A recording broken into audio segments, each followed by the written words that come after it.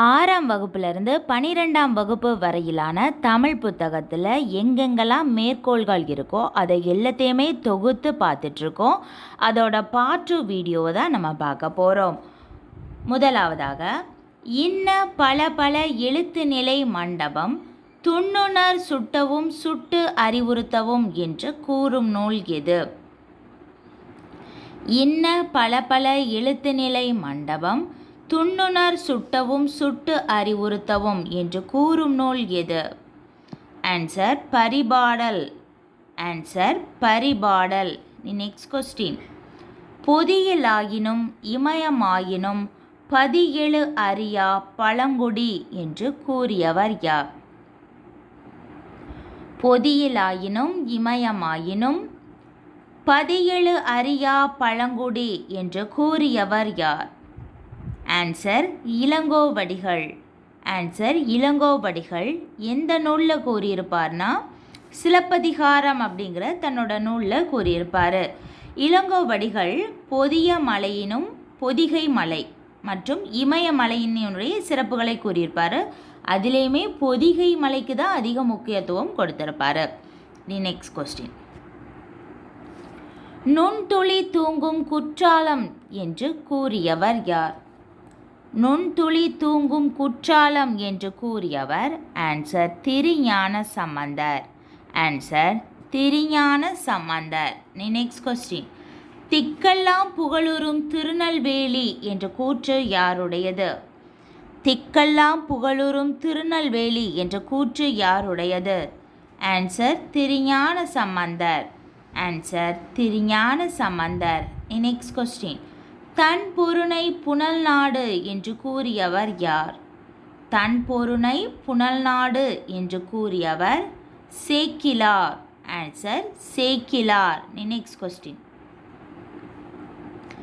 நளியிரு முன்னீர் நாவாய் ஓட்டி வழிதொழில் ஆண்ட உறவோன் மருக என்பது எந்த நூலில் உள்ள கூற்றாகும்?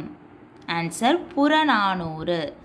நளியிரு முன்னீர் நாவாய் ஓட்டி வழிதொழில் ஆண்ட உறவோன் மருக என்ற கூற்று புறநானூற்றிலிருந்து எடுக்கப்பட்டது. Next question. களம் தந்த பொற்பரிசம் களித்தோணியால் கரை சேர்க்குந்து என்று பாடியவர் யார்? இது எந்த நூலில் உள்ள கூற்று? களம் தந்த பொற்பரிசம் களித்தோணியால் கரை சேர்க்குந்து என்பது எந்த நூலிலிருந்து எடுக்கப்பட்ட கூற்று? Answer Purananuru. Answer Purananuru. Next question.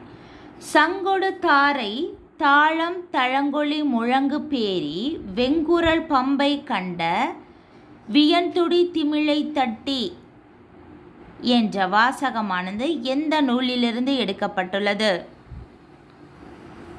Answer பெரிய புராணம். சங்கொடு தாரை தாளம் தழங்கொளி முழங்கு அப்படின்னு வந்தாலே பெரிய புராணம். நெக்ஸ்ட். மத்தளம் கொட்ட வரிச்சங்கம் நின்றூத முத்துடை தாமம் நிறைத்தாழ்ந்த பந்தர்கீழ் என்று கூறியவர் என்பது எந்த நூலிலிருந்து எடுக்கப்பட்ட கூற்று?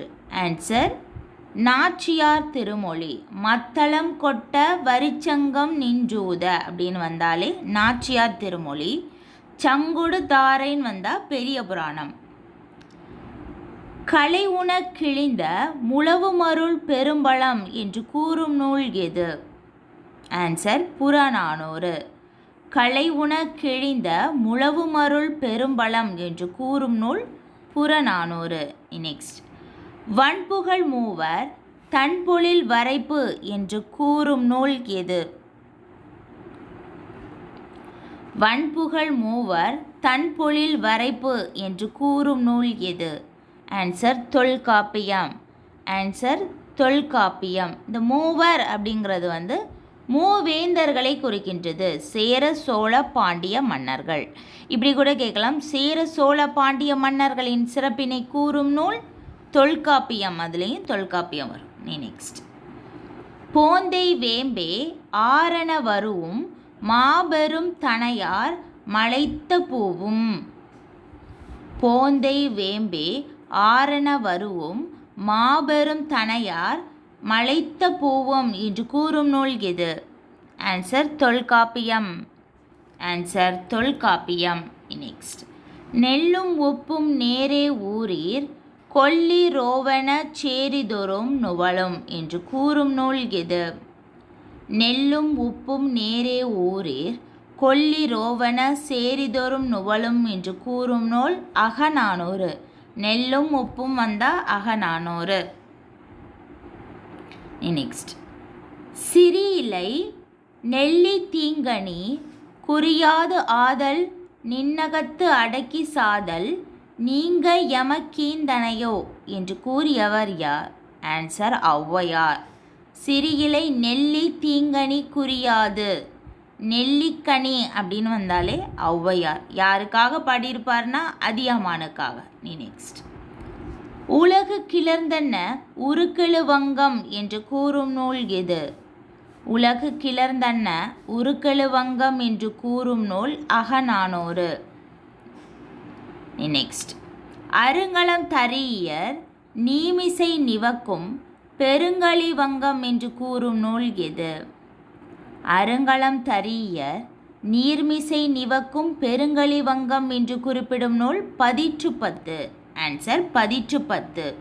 உருக்கெழுவங்கம் வந்தா அகநானூறு, பெருங்கலிவங்கம் அப்படின்னு வந்தா பதிற்றுப்பத்து. நெக்ஸ்ட், கத்தியை தீட்டாதே உந்தன் புத்தியை தீட்டு என்று கூறியவர் யார்? ஆன்சர் ஆலங்குடி சோமு. கத்தியை தீட்டாதே உந்தன் புத்தியை தீட்டு என்று கூறியவர் ஆலங்குடி சோமு. நெக்ஸ்ட், இளமையில் கல் என்பது இது ஒரு முதுமொழி. முதுமொழினா பழமையான மொழி. இளமையில் கல். நெக்ஸ்ட், நல்லியாள் மறுப்பின் மெல்ல வாங்கி பாணன் சூடான் பாடினி அணியாள் என்று கூறும் நூல் எது? புறநானூறு. நல்லியாள் மறுப்பின் மெல்ல வாங்கி பாணன் சூடான் பாடினி அணியாள் என்று கூறும் நூல் புறநானூறு.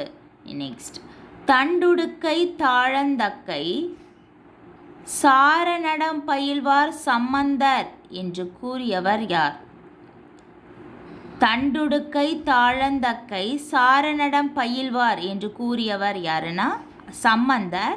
அவர் எந்த நூலில் கூறியிருப்பார்னா தேவாரம் அப்படிங்கிற நூலில் கூறியிருப்பார். தண்டுடுக்கை தாழந்தக்கை அப்படின்னு வந்தனா சம்பந்தர் எழுதிய தேவாரத்திலிருந்து எடுக்கப்பட்ட வாசகம்தான் இது.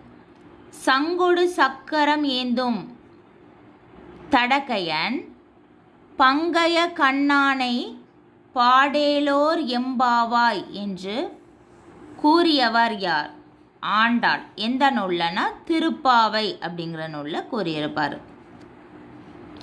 சங்கொடு சக்கரம் அப்படின்னு சொன்னாலே இது பெருமாளை பற்றி கூறப்பட்டுள்ள வாசகம்தான். அதனால் இது கண்டிப்பாக பெருமாளை புகழ்ந்து எழுதப்பட்ட நூலாக தான் இருக்கும். அது கண்டிப்பாக திருப்பாவை, ஆண்டாள் எழுதிய திருப்பாவை அப்படின்னு நம்ம ஈஸியாக ஞாபகம் வச்சுக்கலாம். இதுக்கு முன்னாடியுமே சங்கொடு அப்படின்னு வரும். சங்கொடு தாரை அப்படின்னு வந்துன்னா பெரிய புராணம். சங்கொடு தாரை தாழம் தளங்கொளி முழங்கு அப்படின்னு வந்தால் அது பெரிய புராணம். சங்கொடு சக்கரம் அப்படின்னு வந்தாலே ஆண்டாள் எழுதிய திருப்பாவை. இதுதான் இந்த ரெண்டுக்குள்ள டிஃப்ரென்ஸ். நெக்ஸ்ட் நம்ம பார்க்கலாம்.